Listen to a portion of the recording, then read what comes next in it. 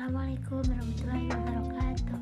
Halo teman-teman, nama saya Syahidah Mufira, semester 4, Ilmu Pemerintahan Stisip Widya Puri Mandiri. Di sini saya akan mencoba menjelaskan, menjabarkan, dan memberi edukasi kepada semuanya, sedikit edukasi tentang pemahaman pembagian kekuasaan negara di Indonesia. Baik, selanjutnya kita akan masuk ke materi pembahasan. Jadi, apa itu pembagian kekuasaan negara? Pembagian kekuasaan negara adalah sebuah sistem politik di mana kekuasaan negara dibagi menjadi beberapa cabang yang saling berdiri sendiri dan saling mengawasi satu sama lain. Nah, sebenarnya apa sih tujuan pembagian kekuasaan negara itu? Jadi, tujuan kekuasaan negara itu untuk menjaga keseimbangan kekuasaan dan mencegah terjadinya penyalahgunaan kekuasaan yang dapat merugikan masyarakat, dan juga hukum tata negara itu terlihat rapi.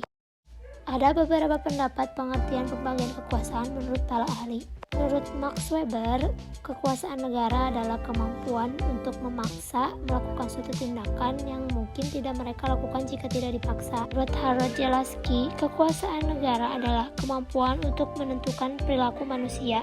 Menurut Robert Adahel, kekuasaan negara adalah kemampuan untuk membuat keputusan yang mengikat pada masyarakat. John Paus, kekuasaan negara adalah kemampuan untuk memaksakan kebijakan publik. Nah, jadi ada beberapa pembagian kekuasaan negara. Yang pertama itu ada pembagian kekuasaan negara menurut Undang-Undang Dasar 1945. Menurut Undang-Undang Dasar dibagi menjadi 3 golongan. Yang pertama ada pembagian kekuasaan negara berdasarkan legislatif. Legislatif bertugas untuk membuat undang-undang dan melakukan pengawasan terhadap kebijakan pemerintah.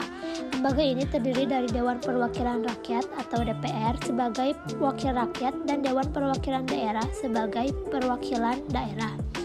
Yang kedua ada lembaga dari eksekutif. Nah, tugas dari kekuasaan eksekutif dipegang oleh presiden dan wakil presiden yang dipilih langsung oleh rakyat. Presiden memiliki tugas dan wewenang untuk memimpin pemerintahan dan mengambil kebijakan yang berkaitan dengan penyelenggaraan negara. Yang ketiga ada yudikatif. Yudikatif bertugas memutuskan sengketa hukum dan menegakkan keadilan. Lembaga ini diwakili oleh Mahkamah Konstitusi, Mahkamah Agung, dan peradilan di bawahnya seperti Pengadilan Tinggi dan Pengadilan Negeri. Selanjutnya ada kekuasaan menurut undang-undang. Di sini terbagi menjadi 6 jenis. Yang pertama ada parlemen atau badan legislatif, badan yang bertugas membuat dan mengesahkan undang-undang. Kedua, Mahkamah Konstitusi atau Pengadilan Konstitusional, dan yang memutuskan sengketa konstitusional dan menafsirkan undang-undang dasar negara. Yang ketiga, Badan Pengawas Pemilu, badan yang bertugas untuk mengawasi dan mengatur jalannya pemilu. Yang keempat, ada Badan Keuangan Negara, yang bertanggung jawab pengelolaan keuangan negara, dan Otoritas Telekomunikasi yang mengatur dan mengawasi sektor telekomunikasi negara. Nah, yang terakhir ada Badan Anti Korupsi, ada Badan Hak Asasi Manusia, Badan Statistik, dan yang lainnya. Selanjutnya ada pembagian kekuasaan menurut Kepres atau Keputusan Presiden. Terdiri dari 5 macam. Yang pertama, BNPB.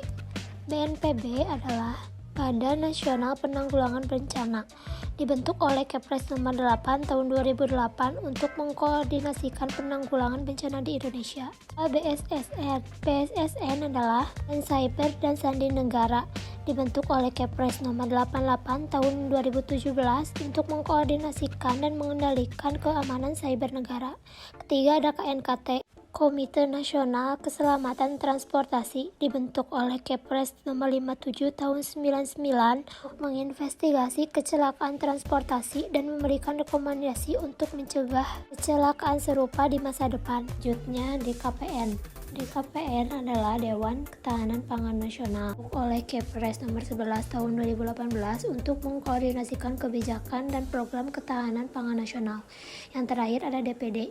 DPD adalah Dewan Perwakilan Daerah, dibentuk oleh Kepres nomor 22 tahun 2004 sebagai lembaga perwakilan yang mewakili kepentingan daerah dalam proses legislasi di tingkat nasional. Perlu diingat bahwa pembentukan lembaga negara oleh keputusan presiden harus sesuai dengan ketentuan peraturan perundang-undangan yang berlaku dan harus mendapat persetujuan dari lembaga negara yang berwenang, seperti DPR, MPR, jika hal tersebut diwajibkan oleh undang-undang. Selanjutnya ada 2 orang yang berpengaruh dalam pelaksanaan trias politika. Jadi 2 orang ini adalah otak dari pembagian kekuasaan negara. Yang pertama ada Montesquieu. Buah dari pemikiran Montesquieu termuat dalam bukunya yang berjudul Spirits of the Laws yang terbit pada tahun 1748. Ia menulis bahwa dalam tiap pemerintahan ada 3 macam kekuasaan, yaitu kekuasaan legislatif, kekuasaan eksekutif, dan kekuasaan yudikatif yang mengenai hal-hal yang bergantung pada hukum sipil. Yang kedua ada John Locke. Pemikiran John Locke mengenai trias politika ada di dalam Magnum Opus atau karya besar yang ditulis dalam judul Two Treatises of Government, terbit pada tahun 1690. Dalam karya tersebut, Locke menyebut bahwa fitrah manusia adalah bekerja atau mengubah alam dengan keringat sendiri dan memiliki milik atau properti. Nah, itu aja yang bisa